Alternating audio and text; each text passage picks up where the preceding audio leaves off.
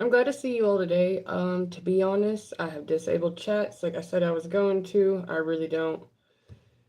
Other readers are doing it too. We all just kind of got to take a break. Basically, it's a roundup of janky, funky energies that you don't want to let in. And so even where we were being gracious hosts and just like putting our shit out there and letting whoever come to the table, it can't just be whoever come to the table at this point.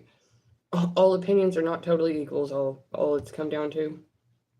People we're like inviting people into our home in a way through doing these, especially through lives and shit like that.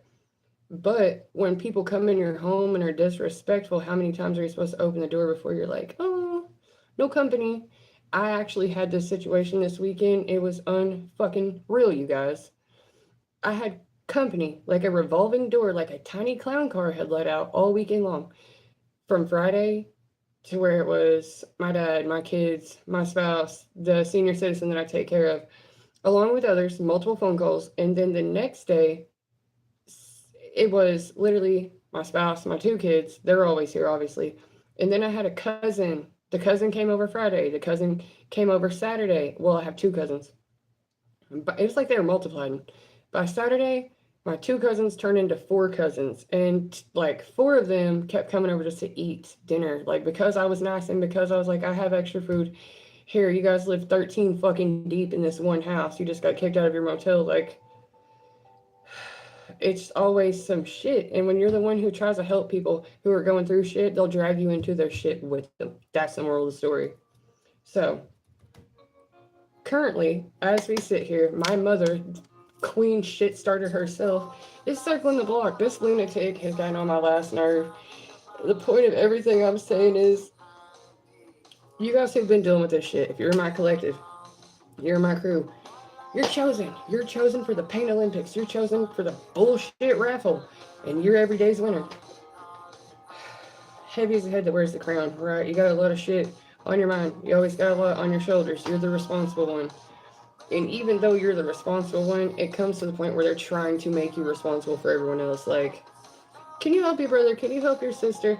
While you're doing this, can you do that? And all these people who I'm constantly encountering have zero regard for my everyday routine. Like, they will literally come in, do, ask for, just be whatever it is they're wanting to be.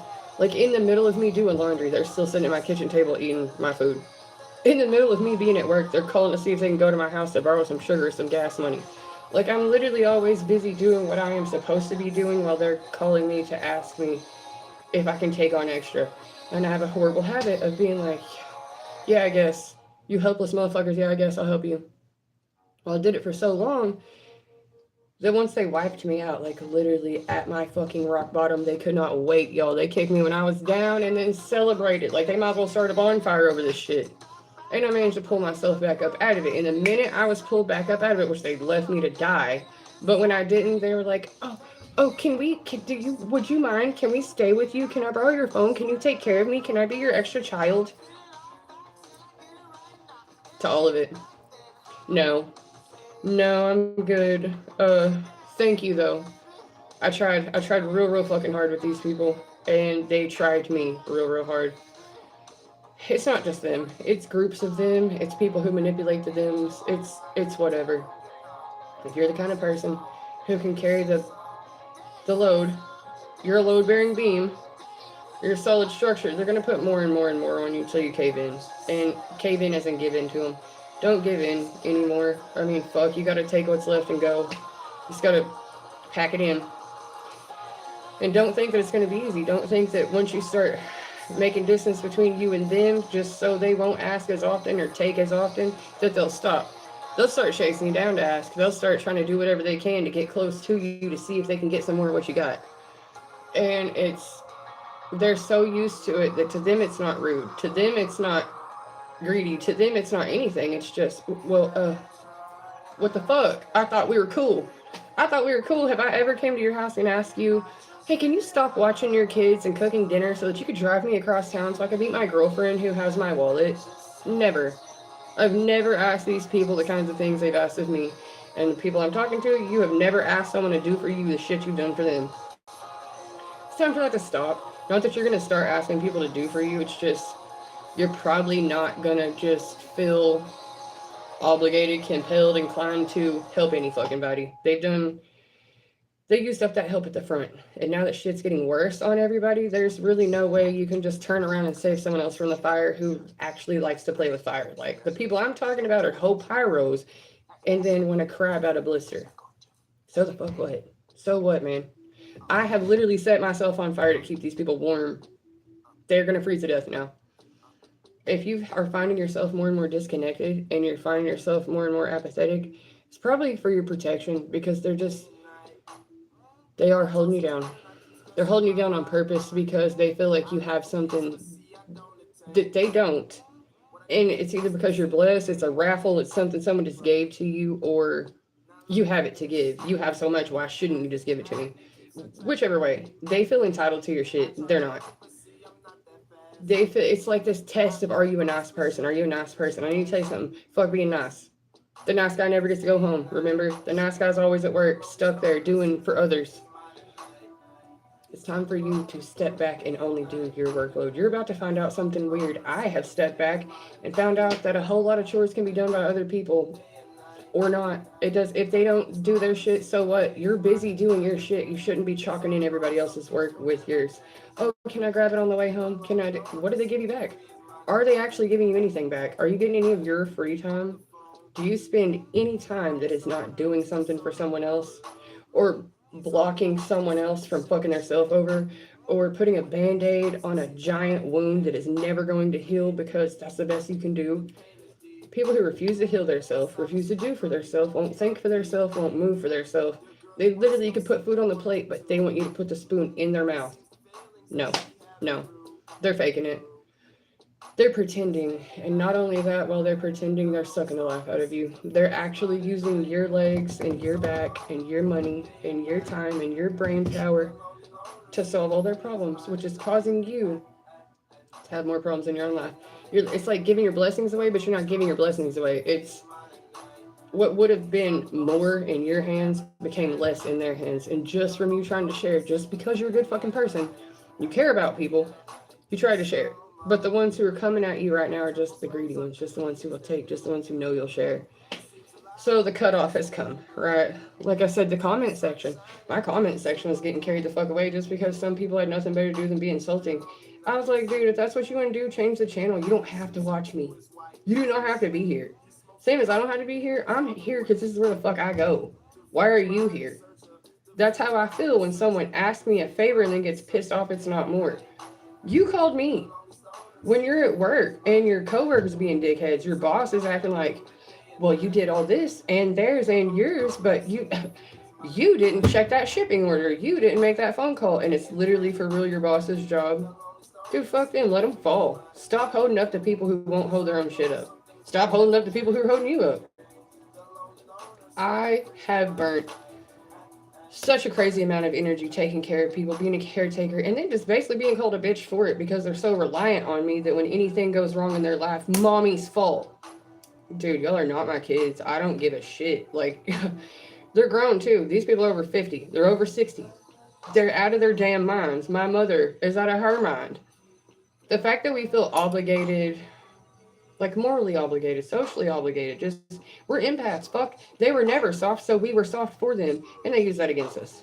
It's like we forfeited our own emotional stability for our protection. Like, go along with a narcissist to protect yourself because you might not eat today, you might get your ass kicked today, you might get left behind. You have to constantly map their emotions and forfeit your own to make sure your care is still provided, even though your caregiver's a fucking narcissist. It's hard to take care of people who've never taken care of you. It's difficult to be asked to do that and to know how to do that somehow, but you're being asked by people who've never put that forth. It's entitlement. We're ending the entitlements. We're ending the automatic access. You don't have to be where you don't want to be. And if you're being pulled, just tugged on in that way, you'll find a way. You'll work your way out of it. You'll be offered some kind of door, and yeah, you'll probably have to leave them all behind, and it'll feel weird because you're used to being surrounded by people, but the people you're surrounded by are using you. It sucks. Loneliness is actually almost 100% of the reason people get fucked over. Get tired of being alone, let somebody in, and then boom, they fully take advantage of that. I watched it on the highest level. I'm not going to name names here because I've talked about it before, but I watched two of the most powerful people on earth do this basically dynamic duo serial killer style, and the smarter one, the kinder one, is the one who got thrown under the bus for the fucking total sociopath. We call him Prez. But that's the crazy thing, because we've been keeping that mindset alive for a long time. Like, the tough guy's the one to impress, and the smart guy's the nerd. Yeah, let's shun and mock intelligence and idolize fucking brute stupidity. It's still whoever has the biggest dick wins, right? And whoever has the most money wins, and whoever can talk the most shit, and whoever can influence the most people. Y'all act like I'm lying. You know I'm not. The world sucks right now for a bunch of different, down from the street reasons that it sucks to the corporate reasons that it sucks. And the truth is, all I see is a lot of bad business and talking heads. People who do not deliver, and their product is shit, and it makes people sick. So basically, you're killing your own customers. I do not fucking understand a business that wants to end their customers.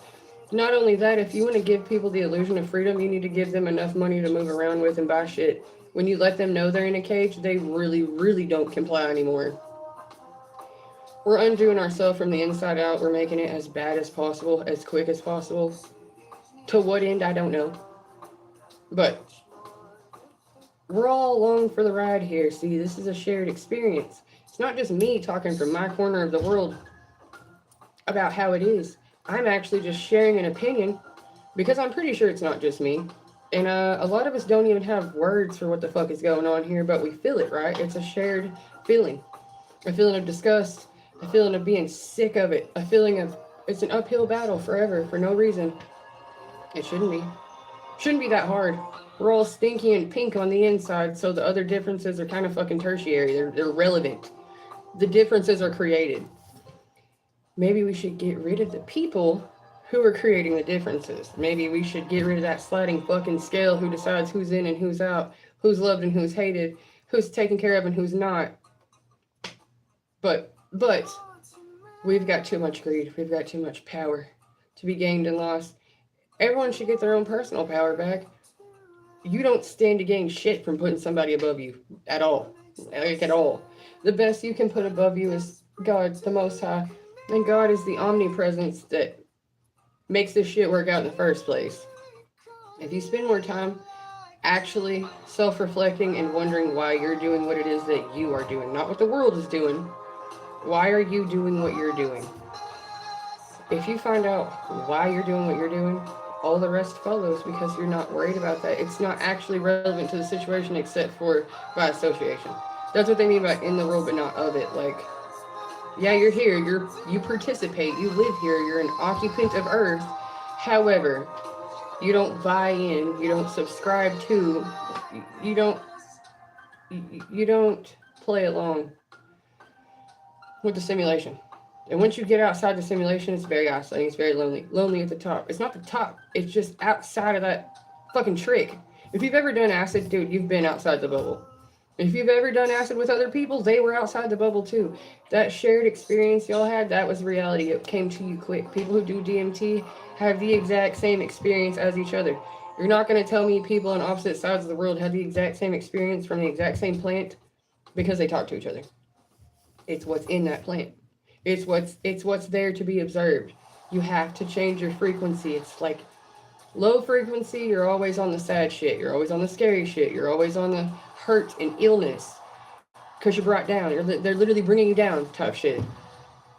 And then you have to find a healthy internal dialogue to where you get your mindset right. Like, get your head out of the gutter. Your head's not in the gutter. Your mind is twisted up with the past, the present, the future, and you're fucking stuck in limbo. You start to figure out what it is you were trying to do in the first place, and what you're trying to do is figure out what's hurting, what's wrong. You start dealing with yourself and figuring out what's wrong. You also start weeding out the people in your life that are wrong for you. You start leaving jobs that suck and take advantage of you and don't pay you very well. You start moving out of the town that's always had it out for you. You start making changes in your material life because internally you changed how the fuck you felt about yourself. You got down to the bottom of it, if you will. I'm one of those people. I've gotten to the bottom of it, and it turns out my biggest problem was my family. They were basically beating the shit out of me, and I didn't think it was them.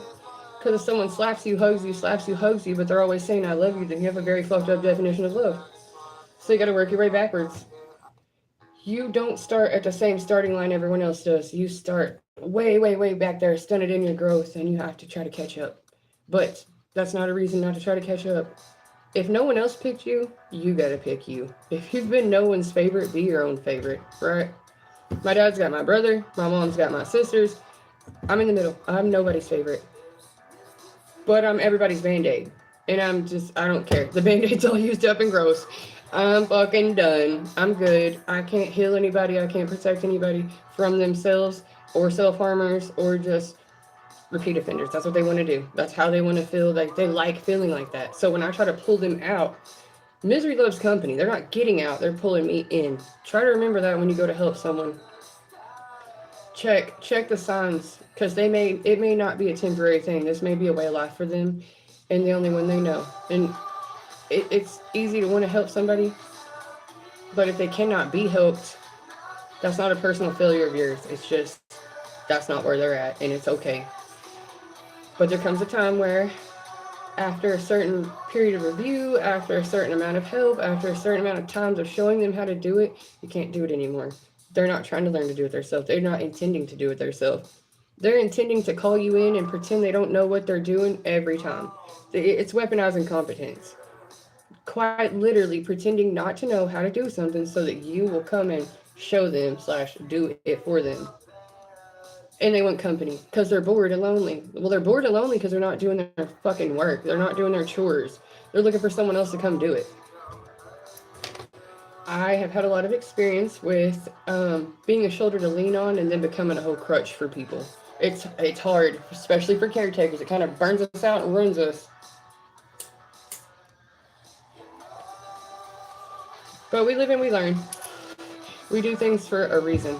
We even put up with these kind of people for a reason. Now, I'm pretty sure what's fixing to happen is all the ones we've already tried to help over and over and over again, who've kind of drained us of all we have and are to where we don't want to help anymore.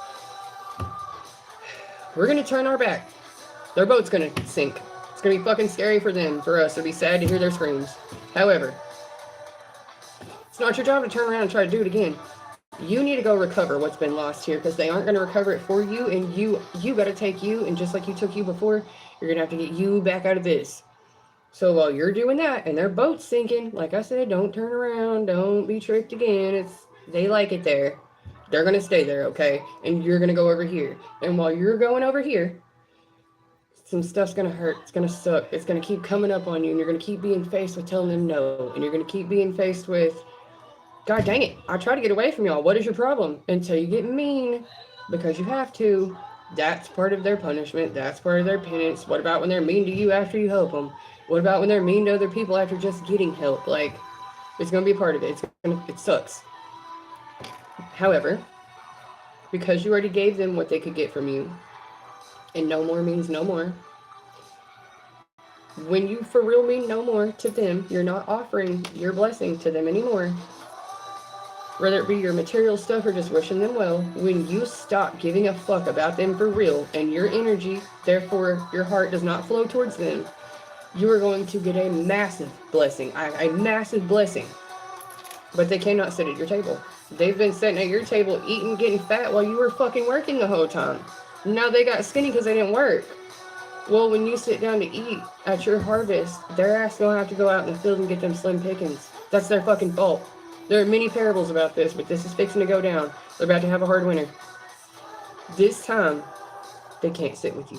This time, you're not sending the gift basket home. This time, you're not going to fucking pay the bill. This time, you're not going to bail their ass out. This time, you're not going to sign off on it and vouch for them. You know they're going to do wrong again. You know that. Don't put yourself to it. Like I said, it's not your failure that they keep failing. Stop trying. Stop trying with them. You've done what you can do. Now, do put that amount of effort into yourself, because it's going to take that much to freaking pull yourself out of what they drug you into from helping. You got to get them off you. You got to get the residue off of you. You got to level back up to where the hell you were in the first place. But when that massive blessing comes, it's not going to be back to where you were. It's going to be levels. It's going to be warp speed. And then this is why you've got to have the practice season of telling them no why you only have a little bit. Because when you have a lot, when you actually do have a lot and you could help them, but you fucking refuse, they're not going to be able to take it. They're going to call you everything in the world. They're going to write a tell-all on your ass, right? Try to blackmail and extort you to give them some money that you don't owe them and never did. So no. Where the fuck were they when you were suffering? How long did they hold you back from getting where you were going? And how much did you already give to the situation before you said, that is enough? No, thank you. And if you're in your no thank you season, it's going to be a weird holiday. Going to be a weird holiday when you don't do it just for the pictures this time. When you don't let your punk ass family be like, oh, backhanded compliments. Your hair looks better that way than it used to. You're less fat than you were. Cut down, cut down, cut down. No, they're going to be cut off before it gets to that. You're not going to be the Christmas goose this year. No, thank you. You're not going to be the one to be talked about. Let them wonder. Let them speculate. Make up a reason, and then don't go and go do whatever the fuck it is you want to do, and let your whole family talk about you for not showing up. At least they don't get to insult you and hurt your feelings, right? My family goes nuts during the holidays. It's like a hunting season. I'm the deer. I'm the goose. I'm the turkey. I'm the whole fucking thing.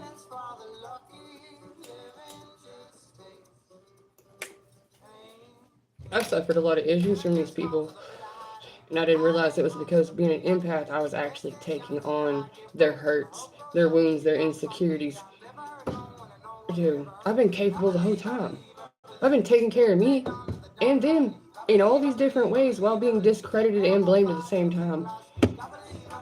That's a lot of power attributed to one person. I don't control the fucking weather until I did.